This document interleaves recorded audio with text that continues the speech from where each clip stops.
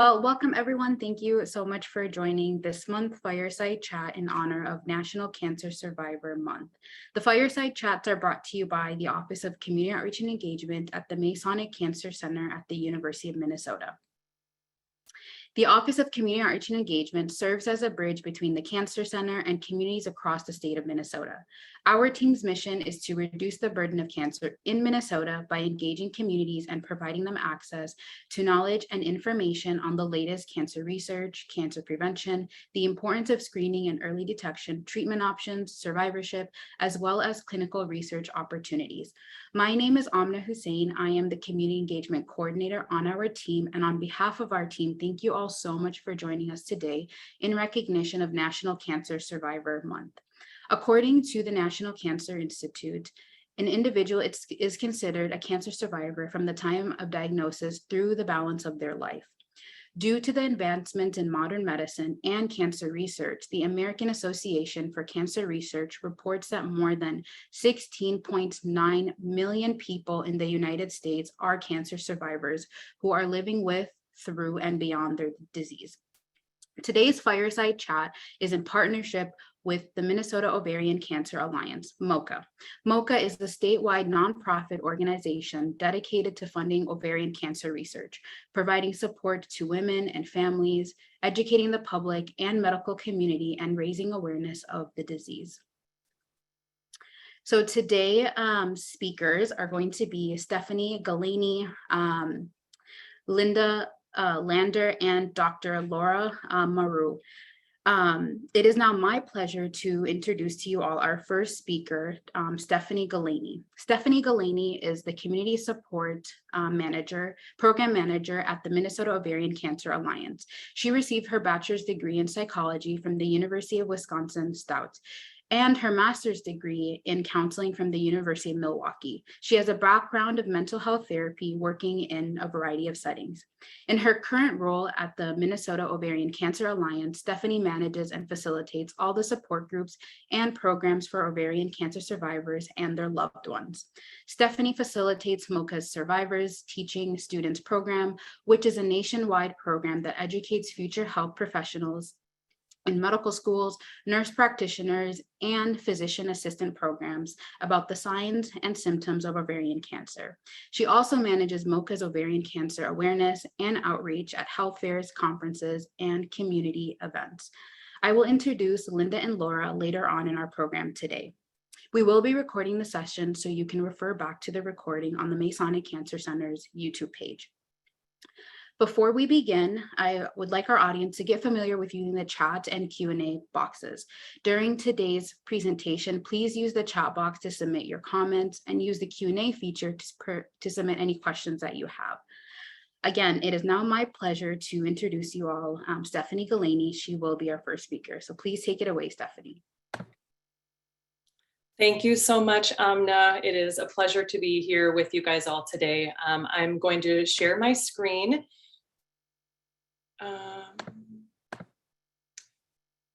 So now, Amna, it says host disabled participant screen sharing. Can you see? Here we go. There we go. Perfect. Can you guys see my screen now? Yes. Great. So I will start from the beginning. And again, it's a pleasure to be here with you all. I'm Stephanie Galani with the Minnesota Ovarian Cancer Alliance, and I'm going to share a bit about MOCA and about ovarian cancer, and then we will hand it over to our two speakers. So a little bit about the Minnesota Ovarian Cancer Alliance. We are a statewide nonprofit organization dedicated to helping women with ovarian cancer and their families. So we do serve the upper Midwest, Minnesota, and a lot of surrounding states. We were founded in 1999 by a group of ovarian cancer survivors and do have an office located in South Minneapolis. We have a staff of 8 and 14 people serving on our board of directors. So kind of going through what we do at MOCA, one of our missions is providing support. So we provide support for ovarian cancer survivors and their loved ones by a range of support programs. So we have bi-monthly support groups, we have MOCA mentors, so you can be set up one-on-one with to speak with someone, whether that's a survivor or a spouse, a daughter. We have a young survivor network, and we also do have MOCA Cares Kits, which is in this photo here. We have a backpack full of comfort items for newly diagnosed survivors. One of our next missions is education. So we educate the public and medical community about ovarian cancer. We, like Amna said, we have a program called Survivors Teaching Students, where we educate future health professionals and have a panel of survivors actually share their personal story. So it's a very effective way of learning. We're in both medical schools and nursing programs all throughout the state. We also do give nursing scholarships ongoing throughout the year too. Our next mission is awareness and outreach. You can see Amna and I were together next to each other at a health fair a couple weeks ago. We were at Pride Festival this past weekend. So we really do a lot in the community, doing health fairs and different awareness events. I do want to mention that we give out our symptom cards at these events, and we have our symptom cards translated in 4 different languages: Spanish, Somali, Hmong, and Vietnamese. So if you're interested, definitely reach out to get some of those. And then our most important mission is funding research. So we are very focused on early detection and better treatments and hopefully a cure. We have provided more than $10 million to ovarian cancer research. In May, we gave out our research grants for Minnesota-based researchers, and we have an ongoing process now. Our grants are open for early detection specific, and that's nationwide. And I do want to mention as well that MOCA has provided more than $5.6 million to the University of Minnesota researchers. So that's really exciting. So looking now, turning from MOCA to ovarian cancer, before I get started with the numbers, I want to just say that anyone assigned female at birth is at risk of developing ovarian cancer. So looking at the numbers, ovarian cancer is the 11th most common cancer in anyone assigned female at birth, but it is the deadliest of all gynecologic cancers and the 5th leading cause of cancer deaths among individuals assigned female at birth. And 1 in 78 persons assigned female at birth will develop ovarian cancer in their lifetime. So the problem is that early detection is very difficult. The majority of patients diagnosed with ovarian cancer are already at advanced stages. 60% of patients are diagnosed at stage 3. 3C is the average stage, when of course it's harder to treat, and there's a higher chance, 70% chance of reoccurrence. So there is not a screening test for ovarian cancer, and a pap smear does not detect ovarian cancer. Just very important to know that there is not a screening tool for ovarian cancer. So there are things that can put you at increased risk and decrease. So I'll talk about factors that can increase your risk. An increased age, a personal or family history of certain cancers like breast, ovarian, uterine, colorectal, certain genetic mutations. The main ones people have probably heard of are the BRCA1 or 2, Lynch syndrome. There is a whole wide panel, and one of our speakers will talk about this a bit more, but anyone with ovarian cancer should get genetic testing. Ashkenazi, Jewish descent, more menstrual cycles, obesity, and endometriosis.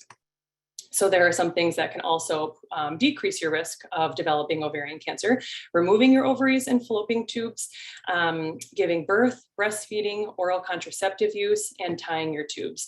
Tubal ligation. If you know that you are at increased risk, that can be an option to hopefully decrease your risk. So looking at the symptoms, there are 4 main symptoms, but these are very vague. And so we always tell women to listen to your bodies. So the 4 main symptoms are bloating, urinary symptoms, so either having the frequency to go or the urgency, pelvic or abdominal pain, and difficulty eating or feeling full quickly.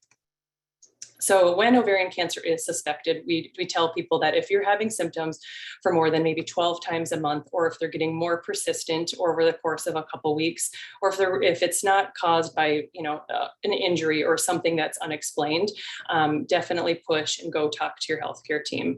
So when ovarian cancer is suspected, these are the following that should be performed: a pelvic and rectal exam, a transvaginal or pelvic ultrasound, and then there's a CA-125 blood test that can be an indicator. The normal range is 0 to 35. Some people are diagnosed in that normal range, but for some, it's not a reliable tool. And so that's really the need for that early detection test. And very importantly, we tell people, please refer to a gynecologic oncologist. There are many studies that show if you are seen by a gynecologic oncologist, you are going to live longer. So ovarian cancer is more prevalent in people between 55 and 64, although ovarian cancer can and does occur in persons assigned female at birth in all ages, races, and ethnicities. So here is our website for more information and my contact info. I know that we will also be sharing these slides as well. And before I hand it off, I do want to invite you to join us in September. So September is Ovarian Cancer Awareness Month, and we have two big events. Saturday, September 10th is our Home Teal Strides for Ovarian Cancer at Roslyn Park. It's an amazing event, sea of teal, a great way to come out and give back to the community. And then September 24th is our Light Duluth Teal Gala. If you want to take a trip up to the beautiful Northland, it's a really inspiring and wonderful evening. So just want to invite you to that, and you can find out and learn more about all of our events and everything that I had shared on our website at mnovarian.org. So I will stop sharing my screen now. Thank you so much, Stephanie, for sharing more information on MOCA and all the incredible work that MOCA is involved in on raising awareness for ovarian cancer, and for sharing some facts on ovarian cancer. So next, we will be hearing from two incredible women who will share their survivor journey with you all today. I am honored to introduce again Dr. Laura Mauro. So Dr. Mauro is an associate professor at the University of Minnesota Twin Cities, a member of the Masonic Cancer Center. Her area of expertise is in reproductive physiology, teaching students how hormones and their brain enable humans and animals to create new life, and how diseases of the reproductive tract affect function. She currently collaborates with Dr. Laura Carol Ling at the Masonic Cancer Center, studying how hormones produced by the ovary, such as progesterone and estrogen, might contribute to the progression of ovarian cancer. Her preferred ways of de-stressing are gardening, hiking, biking, and exploring the Twin Cities by scooter. Since her ovarian cancer diagnosis, she has volunteered as a speaker for MOCA's Survivors Teaching Students program, where survivors tell their story to help educate students and healthcare professions about the risks, symptoms, and progression of ovarian cancer. Dr. Mauro will share her cancer journey with you, as well as some information on the genetic component of ovarian cancer. So Dr. Mauro, do you want to take it away? Absolutely. Thank you. It's really wonderful to have the opportunity to share my experiences with everyone today. As a 10-year survivor of ovarian cancer, I have been very blessed with good health right now and no recurrence. Sorry, Dr. Mauro, just to apologize for interrupting you, but we do not see you. Your camera is turned off. Oh, sorry. I thought I clicked it. I apologize. So Thank I'll you. start all over. Hi, everyone. I'm really happy to have the opportunity to share my experiences today. As a 10-year survivor of ovarian cancer, I have been very, very blessed since that time with good health and no recurrence.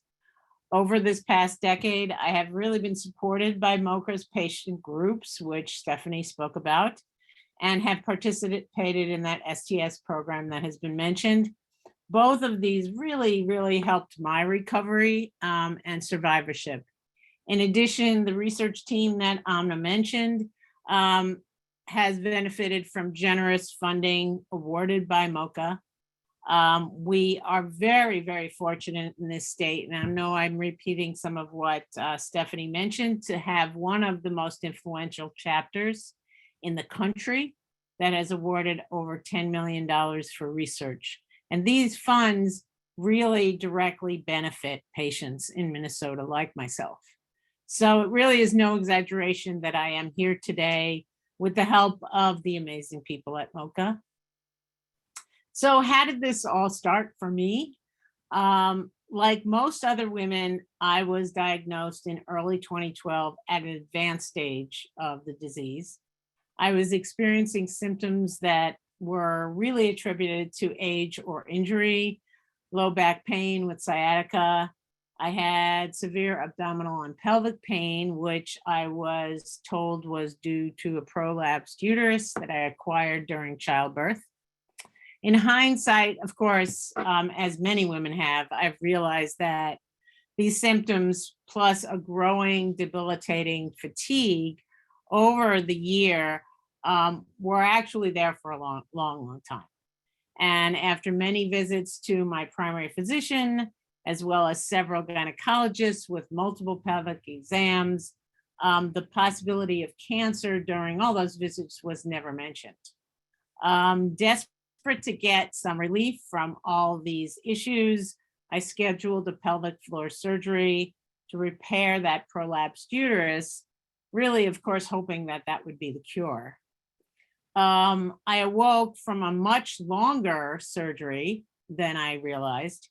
I was in the recovery room and a dear friend of mine was there with me, and she said, I sort of looked up, I heard the big C word, and I remember thinking to myself, wow, that woman has really pretty eyes and that guy's kind of cute. But then I heard that C word and I rolled my eyes and said it figures and fell back to sleep. And of course, after I truly recovered from surgery, I learned that I had stage 3C ovarian cancer. I have always termed this phase of my journey as the shock and awe phase for obvious reasons. And of course, this is really not the best way to hear such news, but it was my reality at the time.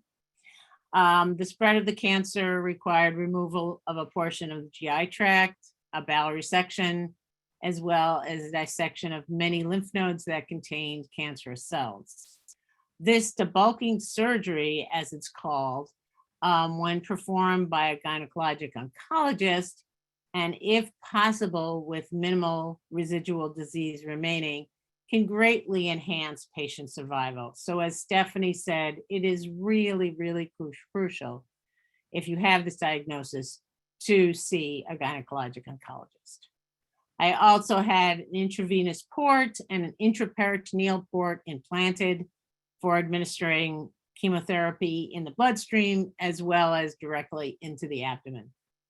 I then had what was standard at the time, chemotherapy, about 6 cycles of carboplatin and paclitaxel over 6 months. So every person will respond differently to a chemotherapy protocol like that. So those of you that might be in the midst of having this treatment or are about to, or are caring or giving support to someone that is, for me, my treatments were very debilitating, a lot of fatigue, abdominal pain, especially with the intraperitoneal infusions, extreme reactions to Neulasta injections that required visits to the ER. But I have spoken to many others who have gone through similar treatments, who had few issues and continued to work throughout their chemotherapy. So like many things associated with cancer, each individual often has unique experiences. So if you or someone you are caring for happens to be in this position, be prepared, but realize that you cannot be absolutely sure how your body will respond to the treatments, but always advocate for yourself or encourage that person to do so. There's no need to suffer with these treatments. Many of you may be curious or have concerns about genetic testing. So at the time of my diagnosis, I was considered a young patient. That is, I was younger than the median age of 63 years that the National Cancer Institute considers sort of the average age at diagnosis. And at the time I was diagnosed, not all clinics were recommending genetic testing for ovarian cancer patients. But as Stephanie mentioned, it is highly recommended now that if you have been diagnosed, you go on to get that testing. And the reason why is I myself had little to no history of cancer in my family. Certainly there were no occurrences of breast or ovarian cancer, but my medical oncologist really felt I should get tested for BRCA mutations, partly because of my younger age. So just prior to the start of my chemotherapy, a blood sample was drawn and it was sent off to a company at the time known as Myriad Genetics. This was a company that actually held a patent for the BRCA genes. And of course, that's been revoked since this time because we feel that no one should have a patent for these type of genes. And when I received the news that I had a deleterious mutation in the BRCA2 gene, that was a very, very low point in my experience. I knew that this meant I had a higher risk for other cancers, most significantly breast cancer, but also others such as pancreatic cancer. More distressing was the fact that my daughter had a 50-50 chance of inheriting this mutation. And that meant that I may have unknowingly burdened her with a lifetime of anxiety and suffering. So as Stephanie already mentioned, I suspect all of you have heard about the BRCA genes and how they can increase the risk of developing ovarian cancer as well as breast cancer. To be clear, as an educator, I like to make sure everyone knows this, that all of us have a BRCA1 and BRCA2 gene encoded in their cells. These genes are essential for our cells to repair our DNA being those genetic molecules that instruct our cells on how they should function. Some of us are termed carriers. I am considered a BRCA2 carrier, and this means that we carry a mutation or a mistake in that DNA code that causes us to make proteins that cannot repair our DNA correctly. If we can't repair our DNA because our DNA is being damaged all the time just because we're alive, we are more likely to have cells that are going to go rogue and become cancerous. So the important thing to remember is that when I was diagnosed, we knew the most about the BRCA genes, but now 10 years later, we are realizing mutations in other genes can also increase the risk of ovarian cancer. If you are a carrier, though, that does not mean you will get other cancers. A lot of this depends on how an individual is affected by that mutation. A lot of it depends on something we call disease penetrance, and that's not the same between you or I or anyone else. And we really don't understand why some people may have that mutation and not get a disease. So it is really, really helpful to know your family health history and understand the penetrance of disease. That is, what types of cancer have been common or not and diagnosed in your family. And this can help them and other family members make decisions about managing their risk. If you are a carrier, managing your risk is really an important thing to consider and discuss with your healthcare team. I chose personally not to get risk-reducing double mastectomy to address my breast cancer risk. I yearly have a 3D mammogram and a breast MRI to screen for the possibility of breast cancer. You might also be wondering how common it is to have an inherited genetic mutation if you have been diagnosed with ovarian cancer. With the knowledge we have today, and of course, we're always learning new things about this disease, we believe that most cases of ovarian cancer are not due to an inherited genetic factor like BRCA1 or 2 mutation. So for me, looking back on my new normal as a survivor, my cancer experiences have been both absolutely horrible and sort of amazing. That spectrum, like that sounds like really bizarre maybe, has been really important for my recovery and survivorship. Things like honesty, hope, and humor. Even in the worst moments for me, injecting humor has always helped. Being hopeful about the future and having an amazing healthcare team, which I did, plus family and friends that extend that gift of hope and compassion has really, really been essential for me. And being able to be honest about how I felt at any moment, you know, like, yes, cancer really does suck. And breast cancer MRIs really suck big time. Those sort of expressions were and still are really critical for my survivorship. And like most other survivors, I still share my body with my anxiety demons. who normally remain caged, but sometimes escape and wreak havoc with my coping skills. So in those jail breakout moments, I retain my sanity with more humor and cynicism. And as the comedian Tig Notaro has said, tragedy plus time equals comedy. So that's kind of my motto for all my future life adventures. So it's been wonderful to chat with you about my experiences. Thanks for listening. And I'm more than happy to answer your questions after Linda's presentation. Wow.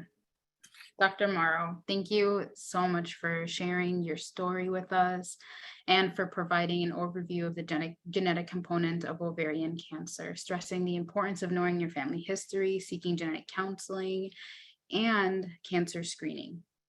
So next, we will be hearing from Linder. Linda is a registered nurse who has over 40 years of experience in a wide variety of clinical and business settings.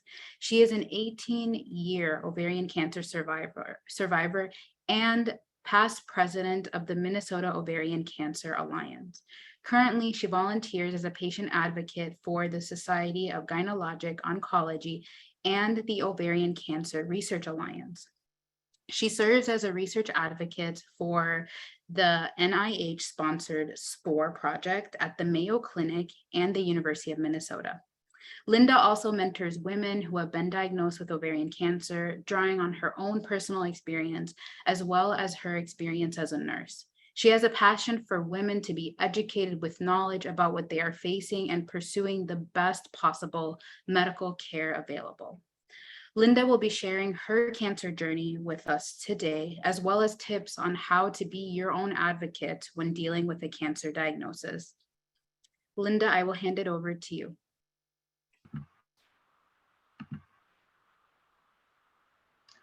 Thank you so much. It was fascinating to hear your story, Laura, and thank you for the introduction, Amna.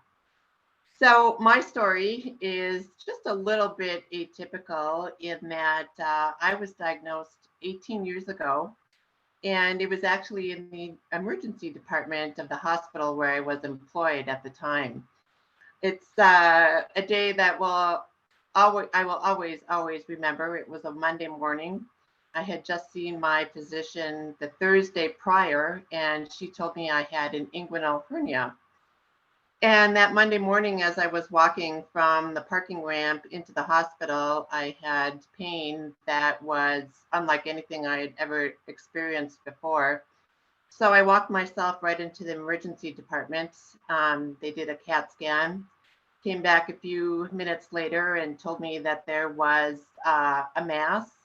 It looked suspicious, and it looked as though it originated from the right ovary. So I was admitted to the hospital right then and there. I had surgery a few days later, and the report came back that I had a stage 1C ovarian cancer. And so, like so many women, it came as an absolute complete shock. I have no family history of GYN malignancies. I was otherwise very healthy, very active, and had a pretty hectic lifestyle. So I had the surgery followed by the typical treatment, which was 6 rounds of carboplatin and Taxol, and I recovered beautifully and quickly. I will say I did my best to be a model patient, being that I was a nurse in that facility. But I had a great medical team, and as I said, had a great recovery. But as is so often the case with ovarian cancer, even though I was diagnosed at stage 1, it came back. And for me, that was 10 years later. And obviously at that time, I thought that cancer was something in my distant past, but it came back. And I had another major abdominal surgery followed by the same carbotaxol regime. And that recovery took a little bit longer as I was 10 years older. But I bounced back and went back to work and resumed an active lifestyle. Only once again to have the cancer come back 3 years after that. And so since 2017, I have been in active treatment for ovarian cancer. I have learned so many things along the way, and I thought I was pretty well versed in all things nursing and medical, having spent my entire career as a registered nurse. I was very familiar with hospital operations, very comfortable speaking with medical professionals. But there are some aspects of a cancer diagnosis that just absolutely nothing can prepare you for. I'll give you one example. So after my first surgery, I decided it was time to get back in shape. And so I started working with a personal trainer. And at that time, I was pretty pleased with the results. One leg was looking very toned and very muscular, and the other leg was the complete opposite. It was like jello, and it was getting more and more like jello. And so I would bring this to the attention of the personal trainer and say, well, look at this. Something is just not right here. And so she would say, well, we need to work that leg a little harder. I'm going to put you through more rigorous paces here. Well, it wasn't until many months after that I found out that the reason that left leg was jello was because I had a condition called lymphedema. And no one had told me that this might be a possibility. I was certainly very familiar with a patient who has a mastectomy and the possibility that lymphedema may occur in that individual's arm. But it never occurred to me that the same thing could happen in the lower extremity after the removal of pelvic lymph nodes. And so had I been perhaps a little bit more proactive and asked a little bit more questions of my medical team, I might have known about that earlier and could have started treatment earlier than I did. So that leaves me to say that one of the things I've learned along the way that probably is of utmost importance is that it's absolutely crucial that you take an active role in your healthcare. Especially if you're dealing with the diagnosis of cancer, it's absolutely essential so that you can ask questions that are going to be appropriate and get the best possible medical care. So people frequently will say, well, I know so little about this, I don't even know what questions to ask. You need to arm yourself with information and go to reputable websites. Know what kind of ovarian cancer you have. Most people are somewhat surprised to learn that there are many different kinds of ovarian cancer, many different types. And within that, there are also many different subtypes of cancers. So you need to know exactly what kind that you have. And if you don't know, you'll find that information on your pathology report. It also is absolutely essential that you let your medical team know about everything that's going on with you. One of the things that was a little mysterious to me, really just within the last several years, is what should I tell my primary care provider and what should I tell my oncologist? And as I was relaying this to the oncologist, I got some advice that I thought was outstanding, and that was, I want to know everything. And so things that may seem seemingly innocent, such as going to Walgreens for a shingles vaccine or a COVID booster, really, if you are in active treatment for a malignancy, that probably should be brought to your oncologist's attention so the timing for that injection can be the best possible time for you. A couple of examples in my personal experience is that several years ago, I was due for the routine colonoscopy that people get after a certain age. And of course, you get the call from the gastroenterologist's office, and I was figuring out dates in which that might be work for me in terms of in between my infusions. And I thought, well, I better just let the oncologist know that I'm proceeding with this. And so I sent a message via the portal only to find out that the medication I was getting at the time has an increased risk for bowel perforation. So obviously that led to a conversation about risks versus benefits here. And that was a lesson learned for me, in that absolutely everything, even if it seems completely unrelated to the malignancy, it needs to be brought forward with your medical team. And this probably goes without saying, but it's absolutely essential that you have a very good communication with your medical team. When you walk out of that exam room, you should have a feeling of satisfaction that your questions have been answered, that you have been listened to intently, and that you know what the plan is going forward. I just can't emphasize that enough. If you're not experiencing that, I would encourage you to just have that conversation with your medical team and say something like, you know, I'm not really feeling listened to. I feel like I'm being rushed through my appointments, because that is your time and you have every right to have their full and undivided attention when you are in that exam room with them. Another thing that I would highly, highly recommend, even though this can be somewhat painful, is to read all of your reports when you see them on the online medical record, whether it's a lab result or a scan result, an X-ray result. It's just crucial that you know that your physician discusses with you all of the things that show up on that CT or that PET or that MRI scan. As you may or may not know, when a radiologist dictates that report, they are probably talking into a voice-activated system that is very similar to Siri. And so sometimes Siri is totally accurate, sometimes she isn't. And so reading those reports is essential that your medical record is accurate. A couple of my own examples are, one time the report stated that this patient is status post bilateral nephrectomy, meaning that both kidneys have been removed. And I knew that wasn't the case. That what they had intended to say was bilateral oophorectomy. And so that needs to be brought to the attention so that that can be amended and corrected within your medical record. If there are words, terms that you're not familiar with, certainly seek out those definitions and make sure that you fully understand those interpretations. Another personal example that I had just within the last probably 18 to 24 months, I had taken a pretty bad fall on ice a year or so ago and had sustained some fractures of some bones.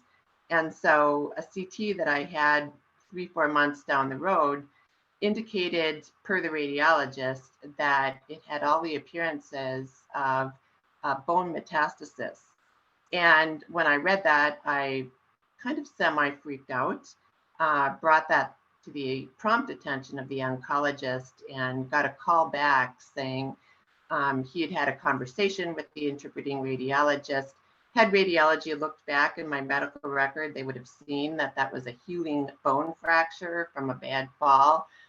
But there's things like that that you just need to make certain are accurate in your medical record. And I don't share any of these examples in order to throw the medical team under the bus or to speak negatively about anyone. It just speaks to the importance of the patient being very involved in their medical care. The other thing that I would say is absolutely crucial is you need to understand your insurance plan and what they cover and what they don't cover. Most plans today are going to require a prior authorization for an expensive diagnostic test like a CAT scan or a PET scan.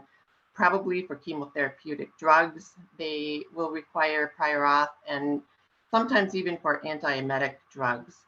So you want to make certain that you know who is going to achieve and obtain that prior authorization, so that you're not left with a debilitating medical bill that was unnecessary. The other thing that is of paramount importance, I believe, is if you are undergoing treatment, to do your absolute best to continue to enjoy life. For me, it involves almost a constant recalibration in terms of, what is my white count? Is it safe to be out in public? What is the COVID risk in my cancer or in my community? And that just requires some mental energy, but it is essential, in my opinion, as well. So a question that frequently comes up is, how can I support the person with a cancer diagnosis or getting treatment? And an equally important question, I believe, is what should I not do for someone supporting who is undergoing cancer? So when it comes to support, one thing that is very helpful for me is very tangible kinds of things like meal provision. Even if you do not feel like eating for a variety of reasons, if you share your household with anyone else, that individual still needs to have a good meal. And so meals are always beneficial and helpful, especially if it's something that you might be able to pop into the freezer and use at a different time. Many people will say, let me know if there's anything I can do for you. And so I'll give a few examples of what not to do in my experience. I had someone who was a friend of mine, but certainly not one of my close personal friends. And she always wanted to know, I'd be happy to drive you to chemotherapy sometime. So I took her up on that one time when I needed a ride, only to have me get checked in. And then she said, well, I'm going out to do errands now, so let me know when you're done and I'll come and pick you up. And that was a lesson learned for me. I thought, well, certainly I can be a little bit more clear next time. I thought that she was going to sit with me and visit with me while I'm undergoing chemotherapy, but that was not the case. And another time, a friend came and sat with me during chemotherapy, but in order to pass the time, she brought a trivia game, and I got peppered with questions throughout my multi-hour infusion. And I was, of course, getting drugs that would sedate me, and I was falling asleep, and she was still asking me these trivial pursuit questions. And the intentions were very, very noble, and I appreciate the effort. But in retrospect, I could have been a little bit more assertive and said what I need and what I don't need in terms of supporting with me. So that is what I had to say in terms of my personal experience, and I'd be certainly open to questions if the audience has comments or questions. Wow, Linda, I am, again, just at a loss of words. Thank you so much for sharing your story with us and also stressing how crucial it is to work with your healthcare team, share everything, question everything, and the importance of reviewing your insurance plan and also just letting your loved ones know how to best support you. So thank you so much. So before we get started with our discussion, I'm just going to go ahead and get our fire going, but we'll have Dr. Mauro as well as Stephanie joining us for our Q&A. So if they want to hop on video.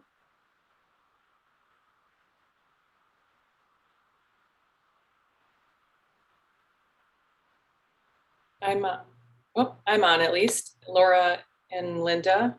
Yep, I see them both.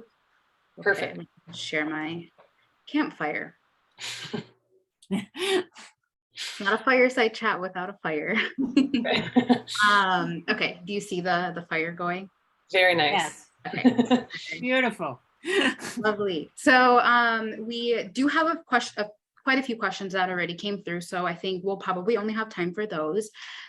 So Stephanie, this is going to be a question more geared towards you, and kind of just speaking a little bit more about some of the research that's funded by MOCA, and particularly, if there's any research that's been funded on screening tests for ovarian cancer. Yes, thank you for that question. Absolutely. So Dr. Amy Skubitz, she is with the University of Minnesota. She is MOCA's most funded researcher. So we have given her more than $1 million to develop an early detection test.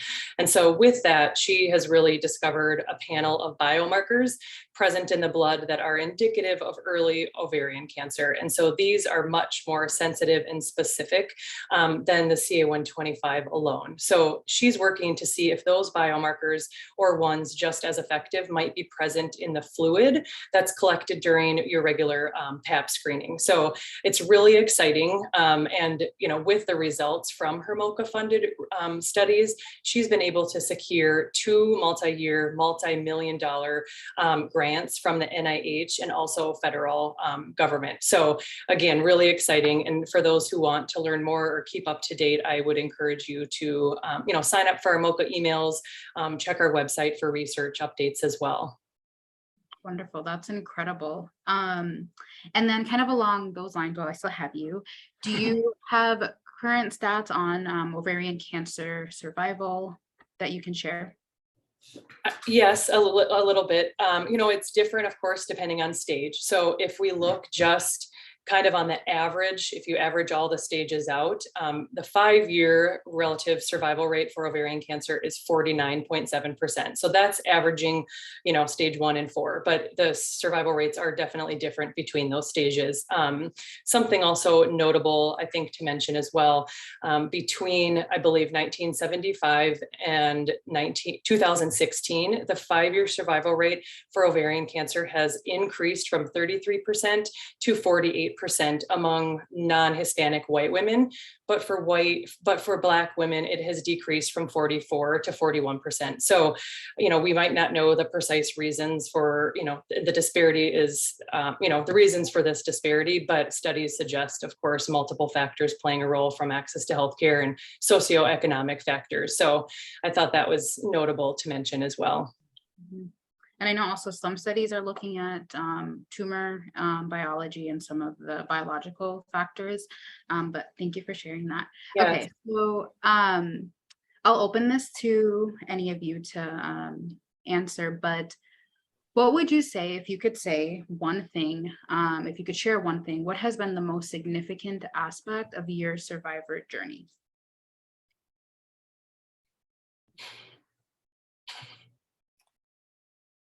I would say that it's a reprioritization of your life and the way you look at your life. And I know that's not necessarily the specifics of the journey, but I think the sort of the mental and the physical impact of the journey, I would say, for me. I think, and Linda touched on this too, the importance of realizing that whether or not you've had recurrences, whatever stage you're in, that experience has changed you and you'll never go back to who you were before. And knowing that you truly do need, and I know it sounds very cliche, you really do need to try to live in the moment and enjoy every part of your life that you possibly can. And I think that sometimes until we have that traumatic experience in our lives, I think humans, and especially those of us that are in, are driven by whatever passion we might have, whatever career we have, we might tend to forget about living in the moment. So I think that to me has been sort of the most significant part of my journey. Totally non-scientific, totally not really medically related, but that has been for me. And I think that's what we all needed to hear. So thank you so much for sharing that. I would echo that. And it's hard for me to distill it down into one thing to share, but something that I cling to is that there is always hope. On a particular down period in my life, a friend of mine said to me, I know what the statistics are, and they're not exactly encouraging. However, women beat those statistics all the time, and there's no reason why you can't be one of those women. And even though that was over a decade ago now, I go back to that frequently, and it gives me hope. Thank you so much. So I guess kind of along those lines, any tips on living a quote unquote normal life after a cancer diagnosis?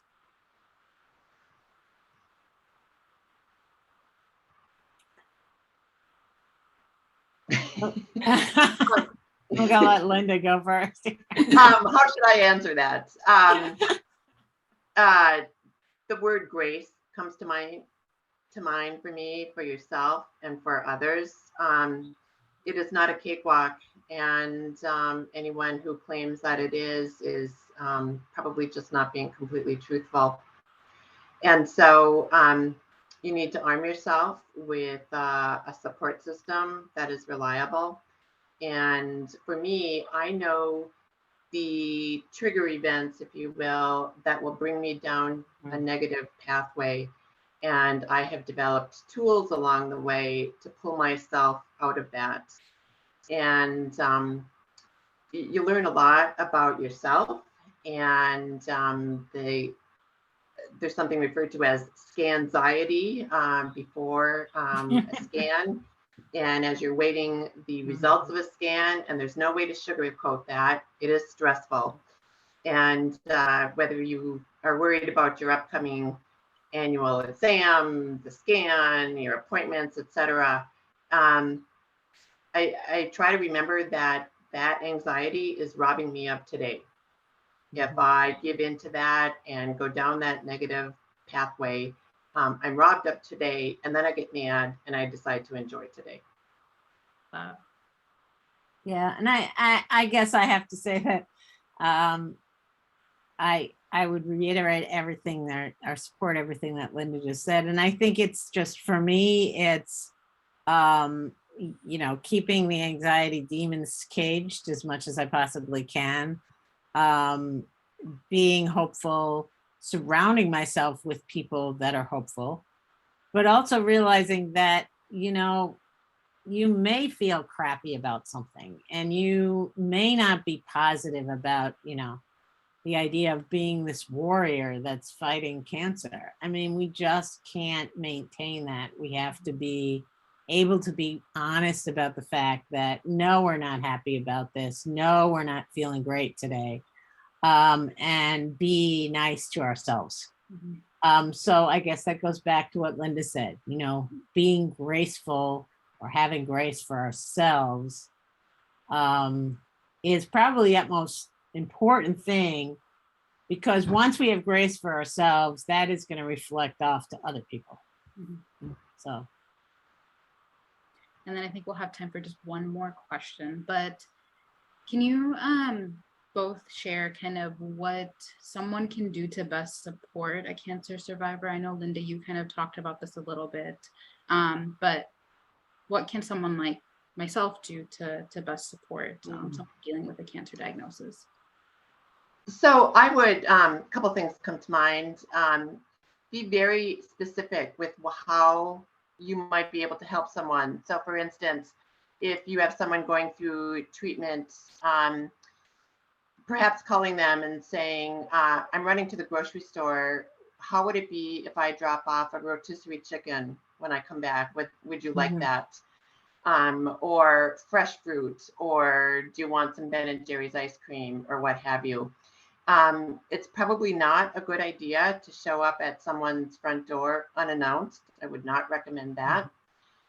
If you have plans to get together with someone who is currently under treatment, it would be so appreciated if you would perhaps say to them, we're feeling fine, we have no symptoms, but we're going to do a COVID test before we meet you at the restaurant, or before we meet you at the park, or whatever. Don't try not to have that person undergoing treatment ask you to do that test. but proactively do it to put their mind at ease, because COVID, unfortunately, is still very much within our community. So, and if you volunteer to take someone to chemotherapy, have the assumption that you're going to sit there with them. If COVID, if restrictions are such that you can be with that person while they're getting their infusion. And the only thing I would add, because I think everything that Lynn has said is great, is don't be afraid of talking to your friends or family members that have cancer, because what I found is that people can sometimes feel uncomfortable about how to talk to someone after they have cancer. They're afraid to bother them. They're afraid of not knowing what to say. They're afraid of getting emotional. And I did have a number of friends that actually did not contact me at all when I was going through treatment, because they were very, very much afraid of not doing something correctly. And I think that, you know, a text, a phone call, dropping a note in the mailbox of someone, if you're close enough to them, just stay connected. You really don't have to say much, but them knowing that you care and you're wondering how they are is huge. You know, it's really important. So. Yeah. Thank you so much for sharing that. I think we're actually, unfortunately, out of time. We have more questions, but we just don't have time to go through them all. Thank you, Stephanie, Linda, and Dr. Mauro, for your time and for being here today with us. You three are truly inspirational to so many.